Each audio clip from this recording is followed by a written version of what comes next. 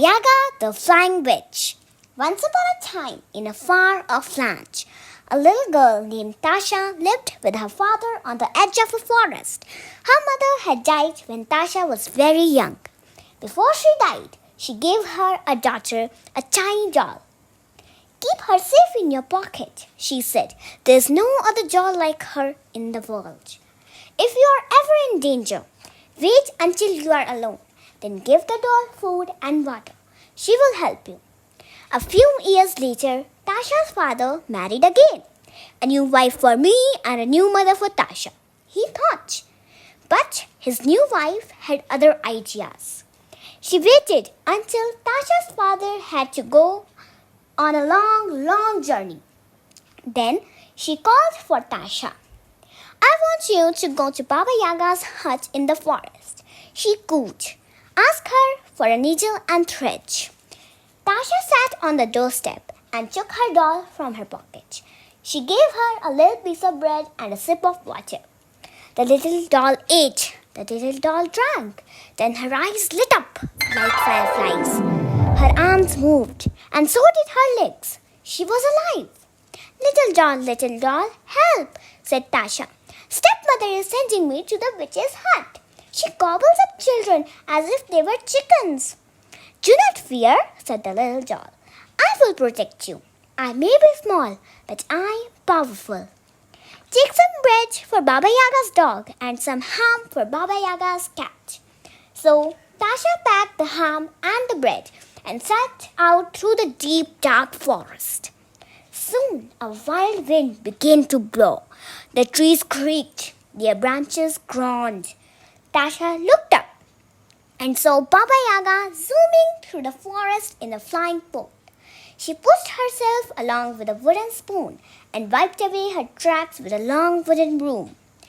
Tasha followed her to a strange little hut. It twirled around on Chicken's leg and winked at Tasha with its window-like eyes. But Baba Yaga stood in front of her hut and sang, magic hut, turn around. Bend your legs and touch the ground." The magic hut spun on its bony legs and replied, "I can dance, I can see a little girl in front of me." "Ha ha!" cried Baba Yaga, turning on Tasha. "What have we here?" "But please," said Tasha, "my stepmother sent me for a needle and thread." Baba Yaga smiled a dreadful smile. Her mouth was full of iron teeth. Her hair was greasy. Her hands were deep. Her nose reached down past her chin. "I can find you a needle and thread," croaked Baba Yaga. "But first you must sweep my hut." She turned around and called for her maid. "Make me a nice big fire," she ordered. "I'm going to eat that little girl for lunch. She will taste good." But Tasha had overheard Baba Yaga talking to her maid. Inside the hut, she began to sob. "I don't want to be eaten," she cried. "Then give me that ham," said a skinny black cat, "and I will help you."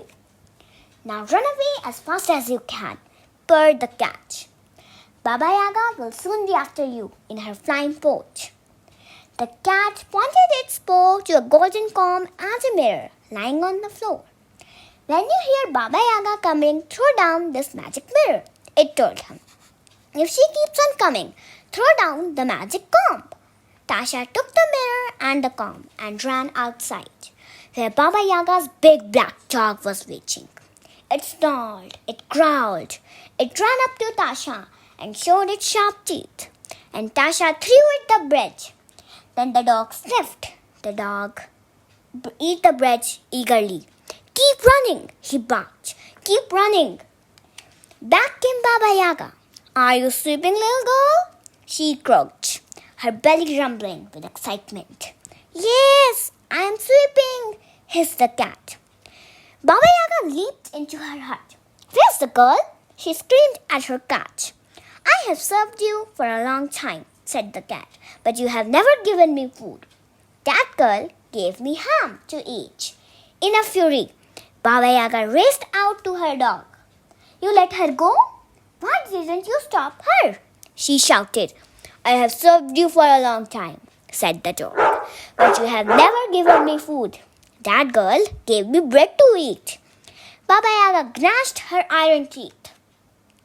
She didn't wait a moment longer, but jumped into her pot. She pushed off with her wooden spoon, and she zoomed into the air, sweeping away her tracks with her long wooden broom. Thump, thump, thump went the spoon. Swish, swish, swish went the broom. "Baba Yaga's coming!" cried the little dog. Tasha threw the mirror. It touched the ground and exploded into a wide rushing river. "Curses!" cried Baba Yaga. She bent her bony body and drank and drank and drank. She gurgled and guzzled until there wasn't a drop of water left. Then, once again, Tasha heard the thumping spoon and the swishing broom. "Baba Yaga's coming!" cried the little dog. So Tasha threw down the comb. A huge mountain sprang up behind her. "Curses!" cried Baba Yaga, and she began to chew throughout the mountain. But her iron teeth were rusty from drinking the wide rushing river. One by one, her iron teeth snapped. "Curses!" cried Baba Yaga. "I will have to go back. No little girls for lunch today." With a thump, thump, thump and a swish, swish, swish, Baba Yaga sped back to her magic hut. Tasha didn't stop running until she reached home. Her father rushed out to meet her. "Where have you been?" he asked. "Stepmother sent me to Baba Yaga's hut," gasped Tasha, "and the witch tried to eat me." "Then it's time your stepmother left," said her father, and he threw her out of the house. She was never seen again. Did you enjoy the story? If yes, then like, share, and subscribe.